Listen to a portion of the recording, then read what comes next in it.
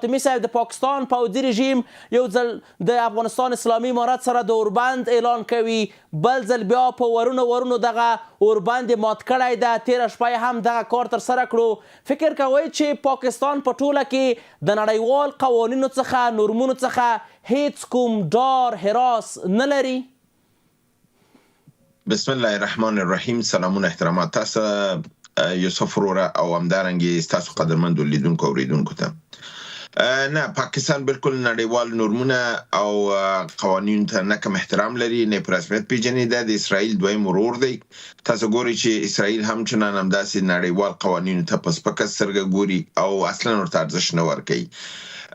د پاکستان متعلق بعضی خوشبینانه نظریات ستاسو د چینل له هم موږ ته واوریدل، څو ځلې چې ویل کېدل نور به حمله نه کیږي، اوربند به وشي او تورخم به خلاص شي. ما حتی پرون ستاسو په چینل کې دا خبره پیشبیني وکړله، سره د چې د په سعودي کې د اوربند په تمدید باندې کامیاب شوی دی. معاهده نه ده شوې، دا غلط خبر نشریږي چې دوباره معاهده شوې ده او کاملا په حساب. ما پرون چې دا خبر وکړه 15 ساعت بعد حمله وشوله. هغه هم دا دغه چې دی په دې شي پابند نه دي او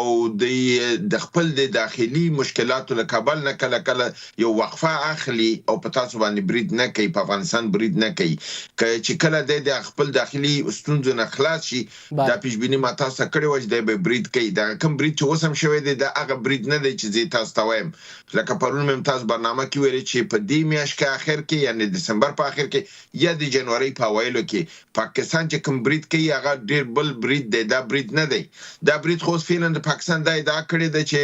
افغانستان په سرحدي ساحو کې نوي پوستې ایجادولې، منګه هغه پوستو مخنیوي وکړه او منګه په باندې برید وکړه. ادعا دام کې دغه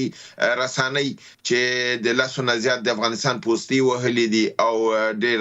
کسان وژلي دي. اما د دې غاړې نه خبردار دی چې 9 کس وژل شوي دي، 2 کس ژوندي نیول شوي دي او د پاکستان څو پوستې معاصره دي چې هغه کوم ډیر زیات ژوندي کسان دي، ممکن چې هغه افغانستان ژوندي ونیسي. یعنی دا غانې د دوه طرف نه دي. مګر هم زه چې کوم شی تاسو ما ویلي دی هغه دا دی چې پاکستان برید کوونکی دی، هغه برید په لویه پیمانه باندې دی، هغه د څو طرفونه دی، هغه په یو وخت کې په یو زمان کې. فاطمه صاحب کو پختم ستاسو فکر څه دی؟ پاکستان په نیت کې څه لري؟ اوربند، جګړه یا هم کوم بل څه؟ پاکستان په هرگز تاسو سره اوربند نه کوي. پاکستان چې کله تاسو یو قدم مخکې ځئ هغه بغض و کینه نور هم زیاتیږي، دغه اور نور هم زیاتیږي. اوس چې د کوم یو موقف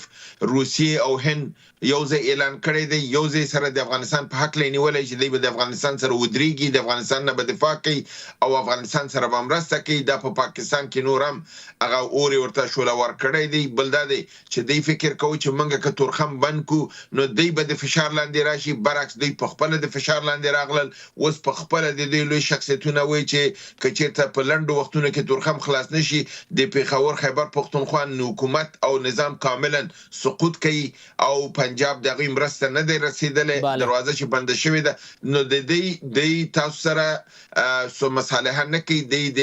جنگ تصمیم لري، د برید تصمیم لري. یو ځل چې د دې خپل هغه داخلي ستونزه چې کوم یو په د نظام کې د نن د پاکستان د هغه د یو طرفه شي حل شي، نو د تاسو به وګورئ د په افغانستان باندې په لویه پیمانه باندې یو حمله کوي. دغه حمله چې تاسو دوه ځل یادونه وکړه فاطمه صاحب، په ټوله کې دغه به څنګه دوی ترسره کوي؟ آیا دوی به پلازمینه په نښه کوي؟ په سرحدي سیمو کې به کومه حمله ترسره کوي؟ د دوی هوایي ځواکونه به وي؟ د دوی ځمکني ځواکونه به وي که څنګه؟ دی وی چې دی هغه همګیر لفظ استعمالي. دی وی چې دا حمله به زموږ دومره همګیر وي چې یعنی د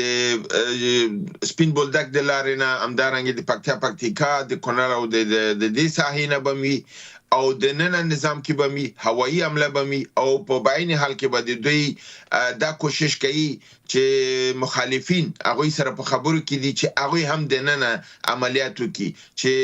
هغه پروګرام چې تاسو معلوم دی چې ما بار تشریح کړی دی چې د ایران په حق له امریکا لري، چې د پاکستان د لارې، آذربایجان د لارې او د کردستان د لارې او هوایي په ایران حمله وکړي. عین پروګرام پاکستان د افغانستان لپاره داسې یو پروګرام جوړ کړی دی چې دی به دا ځای راننوځي وزي په ولایاتو باندې یعنی په پکتیا په ننګرهار او په قندهار باندې برانه وزي او هوایي برید بم کوي او د ته فول سکیل وار دغه پروګرام جوړ کړی دی خو په څنګه کې چې کله به موږ تاسو دا ګورو چې لکه ایران روسیې دا ویلې چې افغانستان امنیت ته خطر پیښیږي نو موږ به د افغانستان تر څنګ ودرېږو هندوستان دا ویلې چې د افغانستان سره به موږ هر نوع مرسته کوو او د افغانستان نظام به یوازې نه پرېږدو بیا دا هغه شی دی چې پاکستان لږ زره مخه نیسي او ستراتیژي ورته سلو کوي لپاره دی چې هغه په دې پوهېږي که زه دا لویه پیمانې حمله کوم نو همدغسې د یو لویې پیمانې حمله په هغه باندې هم امکان لري تاسو په خپلو خبرو کې یادونه وکړه چې پاکستان کې یو غټ تغییر را روان ده آیا عاصم منیر به د شهباز شریف په حکومت پوځي کودتا کوي د ضیاءالحق او پرویز مشرف تاریخ به تکراریږي یا هم ښاغلی خان به په زندان کې وژل کیږي که کوم بل څه د باندې ما پرونه مې تاسو برنامه کې خبره کړې و چې کودتا چې ما کوم پیشبینی کړې و کودتا عاصم منیر کوشش وکړ نظامی کودتا جنرالان ور سره ونه درېدل نظامی کودتا ناکامه شوې ده مګر هم کله چې د دې هغه نوټیفیکیشن چې تر پرونه پورې نو امضا شوی او اوس ویل کیږي چې امضا شوی دی ځکه بدلون را روان دی ځکه چې د تاسو مکتوب ترلاسه شوی دی د مطمئن شوی دی چې دا د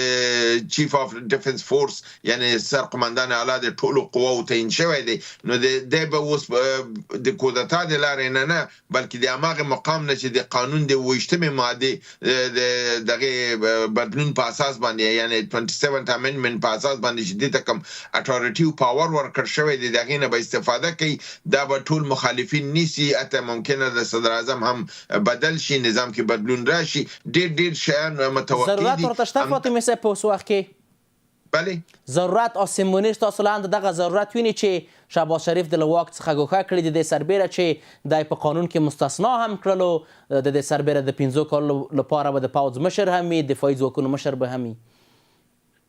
ګورئ د دې چې باید متوجه شهباز شریف د اردو د ډیر نږدې سړی دی او د دوی ته ډیر معتمد هم دی مګر شهباز شریف د خپل د مشر ورور نه مجبور دی ځکه دغه پالیسی او د پالیسی کې ډیر فرق دی د نرم دی هغه ډیر تیز دی نو په دې اساس باندې کې چې ته نواز شریف سره د دوی شخړه راځي چې د اوس راغلی ده نو په هغه صورت کې به دا شهباز شریف سره دی چې د اردو سړی دی کې دی شي قرباني شي او یا کې دی شي دنیا د سیاست ده که شهباز شریف د دوی سره پات شي نواز شریف او لوري گرفتار شي بنديان شي